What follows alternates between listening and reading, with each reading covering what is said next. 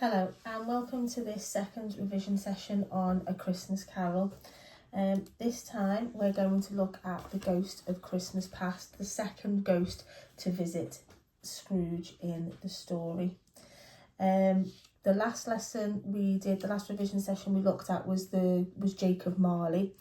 And I've actually just reposted that today, so you can find that. So you can either use the search button on the Facebook tab, or you can look at today's date, and I have reposted that there. Please share these revision sessions, tag people in them, invite people to come along and share in these revision sessions that I am posting on the page. Okay, we looked at the forgetting curve last time, and this is the importance of why we're doing these revision sessions. Why are we starting now before Christmas? Why are we spending this time revising on the novels before Christmas? The forgetting curve talks to us about how fast we forget new information that we learn. And this retrieval practice, these short sessions, this retrieval practice stops that process of the forgetting curve. So the 10-15 minutes you spend on these videos is all part of your valuable revision, and it's all part of retrieval practice and stops the process of the forgetting curve. And if you have a look at the forgetting curve, you can see that even just minutes later after you've learnt new information, you actually begin to forget it. And the next day, you've actually forgotten almost half of what you've learned the previous day. So using the notes that you've been given in school, using the revision guides that you've got, and using these videos here and keep coming back to them will help you remember key knowledge for the exam. So you can keep coming back to these videos to help you remember that and retain that key information for the exam. The last revision session we did was on Jacob Marley, and if you use the search button there on Facebook, you can type in Marley, you will find that session. But as I said, I've reposted it again today on the 7th of November. Okay, so as we said, retrieval practice is key. It is key to make sure that you retain that important knowledge for the exam in the summer. And each time you practice recalling what you know, the rate of your forgetting, the amount of your forgetting is reduced, and it helps you to retain this into your long-term memory. Now, we know that being able to quote from the text is really important so that you can access those marks in the exam. So this is from the session we did last time about Jacob Marley. So you've got 5 quotes. Shun the path I tread. Mankind was my business. I wear the chain I forged in life. You will be haunted by 3 spirits and 2 kindred spirits. So on your paper, if you just grab yourself a notepad or a notebook, if you just write this down. So which of those quotes match up with what it tells you? Which quote shows what was important to Marley? Which quote shows that Marley is a moral warning, etc. So press pause on the video and then just have a go at that task, and then play again once you've done that task, and then we'll have a look at the answers. And here are those answers, okay? So again, press pause and just check your revision notes there. Were you able to match those up correctly? Okay, so we're going to look at the first of the 3 ghosts that visit Scrooge after Jacob Marley. And it's important to remember that Charles Dickens actually capitalised the words ghost and spirit and phantom in the story.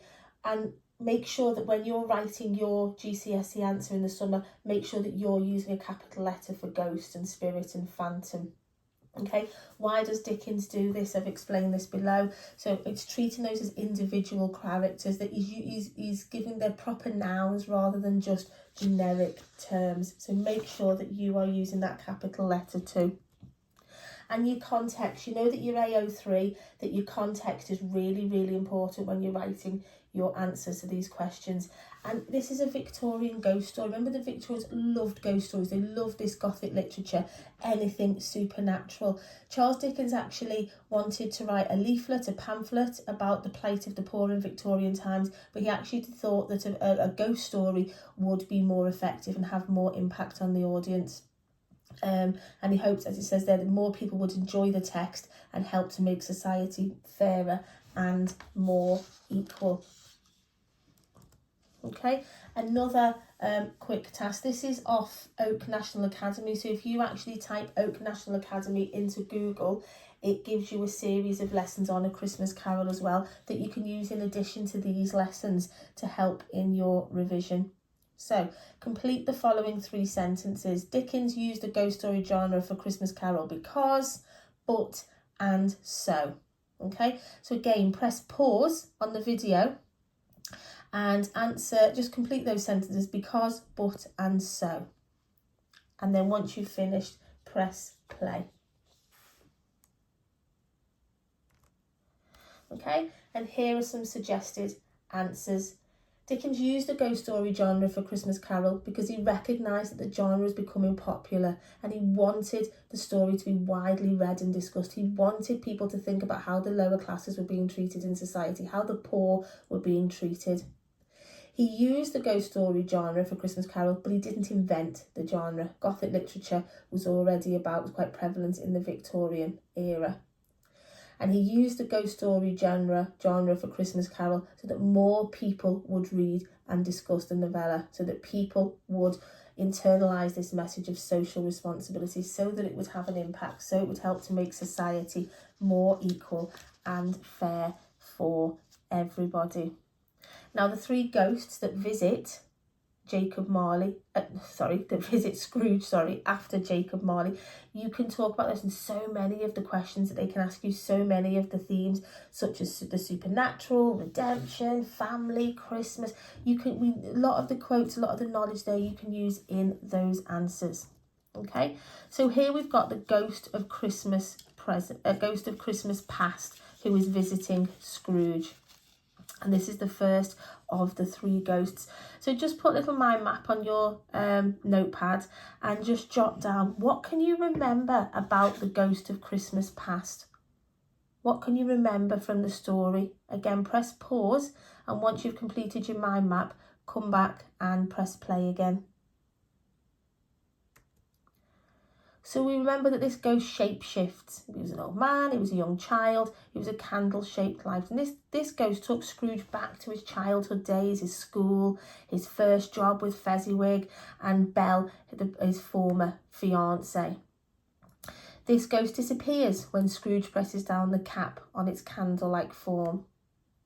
Okay, we're told that it had a bright, clear jet of light shining from its head. It was strong but quiet, and its voice is low, as if it were at distance, which is emphasising that connection to Scrooge's past.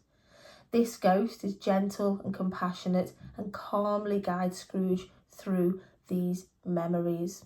Okay, so just add those to your mind map. What is the function of this ghost? Why did Dickens include this ghost in the story? Okay, again, press pause, jot that down around your mind map and press play when you're ready to come back. So the ghost of Christmas past shows him how these past events still actually have significance in the present. It introduces us as the reader to Fan, to Fezziwig, to Belle, all of whom have disappeared not just from his life, but his thoughts. This ghost represents memory and truth and helps us to sympathise with Scrooge. It shows us that parts of his childhood were actually quite miserable and he wasn't always the way he is now. He wasn't always cold and unfeeling. And this ghost helps Scrooge begin to understand how he became the person that he is today and reminds him of happier and more innocent times. And this ghost represents the potential for redemption. Okay, so I hope that has helped you there with some revision. It might be helpful to get some of the index cards, revision cards, and you go as flashcards and make flashcards for this ghost. You can make flashcards for Marley as well from the last revision lesson. Just a reminder again, if you're in the north, that St George's Hall in Liverpool is actually got a stage production of A Christmas Carol running up in the run-up to Christmas. I've booked that. I'm really quite looking forward to that. And the Keighley and Worth Valley Railway have got the story of A Christmas Carol on their steam railway over Christmas. If you know of any other productions of A Christmas Carol across the country, please put that in the comments as well below for other people to have a look at. And there we go. So we've got the Ghost of Christmas Past and we've looked at Jacob Marley. I hope you've enjoyed that. Please tag your friends into the comments so that they can also have a look at these revision lessons. Please share it, please invite people to the page, and please like and follow the page as well. Okay, thank you.